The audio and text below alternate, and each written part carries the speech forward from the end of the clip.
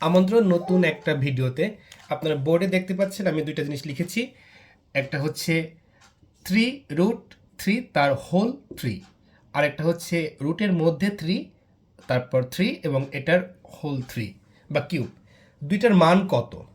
আসলে এই ধরনের প্রশ্ন বিভিন্ন প্রতিযোগিতামূলক পরীক্ষায় প্রচুর পরিমাণে আসে, আবার আমাদের পাঠ্য বইতেও অনেক দেয়া আছে। আমরা আজকে জানবো যে দুইটার মধ্যে পার্থক্য কী এবং দুইটার উত্তর কী। আসুন প্রথমে আমরা এইটা নিয়ে আলোচনা করি। দেখেন, এই ধরনের প্রশ্ন আপনাকে যদি উত্তর করতে চান তাহলে প্রথমে আপনাকে জানতে হবে রুট ওভার এইটার আসলে মান কত। এটার মান মানে রুট ওভার থাকলে আমরা কি লিখতে পারি? রুট ওভারের মান হচ্ছে হাফ। অর্থাৎ যদি আপনার 2-এর উপর রুট ওভার থাকে তাহলে আপনি লিখতে পারবেন 2 এর পাওয়ার হাফ। এভাবে লেখা যায়, কারণ রুট ওভার মানে হচ্ছে আপনার কোনো কিছুর পাওয়ার অর্ধেক হয়ে যাওয়া। ঠিক আছে, এটা যদি আপনাদের জানা থাকে তাহলে আপনারা অবশ্যই দুইটা প্রশ্ন বা খুব ভালো মতো বুঝতে পারবেন। তাহলে শুরু করি আমরা।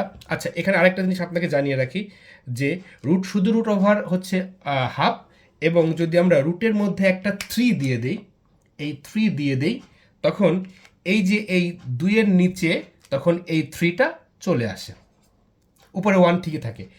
শুধু 3 না, যদি আপনি এখানে 5 দেন, আপনার এই নিচে 5 চলে আসবে।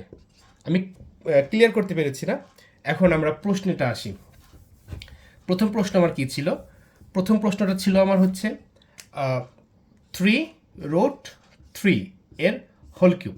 আচ্ছা, এটা যদি আমরা সলভ করতে যাই, প্রথমে আমরা এই ব্র্যাকেটটা আমাকে বুঝতে হবে। ব্র্যাকেট হচ্ছে পুরোটার উপর আমার হোল কিউব দেয়া।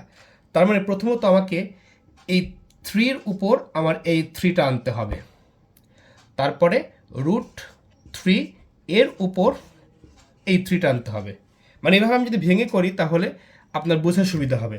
এবার 3কে যদি আমি কিউব করি তাহলে কত আসবে? 3 গুণ 3 গুণ 3, এভাবে তো আসবে। আর √3কে যদি আমরা 3 করি, √3 গুণ √3 গুণ √3, আমরা এভাবে ভাঙতে পারি। আর মাঝখানে কিছু মানে এটা গুণ আকারে আছে বিধায় আমরা এটাকে গুণ লিখতে পারি। দেখেন, দুইটা টার্ম আমি লিখেছি। এইটুকু হচ্ছে আপনার এইটা, আর এইটুকু হচ্ছে আপনার এইটা। এখন এইটুকু তো আমরা সবাই জানি, 3 গুণ 3 গুণ 3 গুণ কত হয়? 3 3কে 9, 3 9 27, 27 গুণ। এখন মেন খেলাটা এখানে, √3 এবং √3 গুণ করলে কত হয়? দেখেন, আমি আগেই বলেছি যে রুট ওভারের মান হচ্ছে হাফ। যদি আপনি √3 গুণ √3 করেন তাহলে দেখেন 3-র পাওয়ার হাফ গুণ 3-র পাওয়ার হাফ, এরকম আসছে।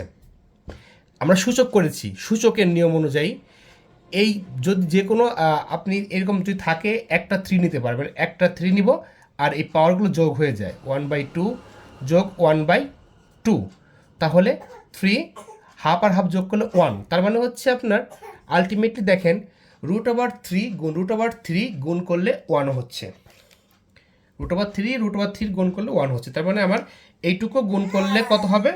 এইটুকু গুণ করলে আমার 3 হবে, সাথে অতিরিক্ত √3 থেকে যায়।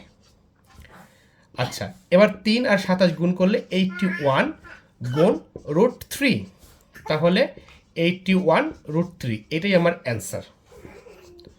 এটাই আমার অ্যান্সার। তার মানে √3 সমান হচ্ছে 81√3। মনে হয় বোঝাতে পেরেছি। এবার পরের প্রশ্নে আসি, যেটা এটার মতোই কিছুটা, তবে একটু ব্যতিক্রম আছে। 3 3, আচ্ছা, এরকম যদি থাকে তখন আপনি কি করবেন? তখন হচ্ছে আপনার প্রথম কাজ, আমি কি বলেছি যে এটা পুরোটার উপর কিন্তু আছে। তার মানে দেখেন, যদি 3 এভাবে আনি, আমরা রুটের মধ্যে যদি কিছু না থাকে, রুটের মান থাকবে হচ্ছে হাফ। যদি রুটের মান হাফ হয় তাহলে রুটের মধ্যে 3 থাকলে এটার পাওয়ার কত হবে? 1/3। রুটের মধ্যে যদি 5 থাকে 1/5, তাহলে রুটের মধ্যে 3 আছে, অর্থাৎ আমরা 3-এর উপর কত যাবে? 1/3 ব্র্যাকেট দিব, আর এই যে অতিরিক্ত পাওয়ারটা দিয়ে দেব। আমরা জানি পাওয়ারে কি হয়? অবশ্যই গুণ হয়। 3, তাহলে 1 গুণ 3, নিচে 3, এই পাওয়ারে 3। দেখেন, 3 আর 1 গুণ করলে কি হবে? 3, আর নিচে 3, 3 3 কাটা যে 1 থাকে, 3-র পাওয়ার 1। আর কোনো কিছুর পাওয়ার যদি আমি 1 থাকে ওটাকে আমরা 3 লিখতে পারি বা ওইটাই লিখতে পারি। তার মানে আমার এটার অ্যান্সার কত হচ্ছে? শুধু 3। এখন দেখেন দুইটা যদি আমি অ্যান্সার লিখি, আমরা হয়তো পরীক্ষার খাতায় অনেক সময় যদি কোনো প্রতিযোগিতামূলক প্রশ্ন আসে তাহলে আমরা হয়তো ভুল করতে পারি।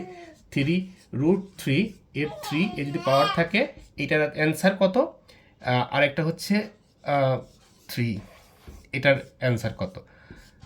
তাহলে প্রথমটার অ্যান্সার হচ্ছে 81√3 আর দ্বিতীয়টার অ্যান্সার হচ্ছে শুধু 3। আমার মনে হয় আমি বোঝাতে পেরেছি।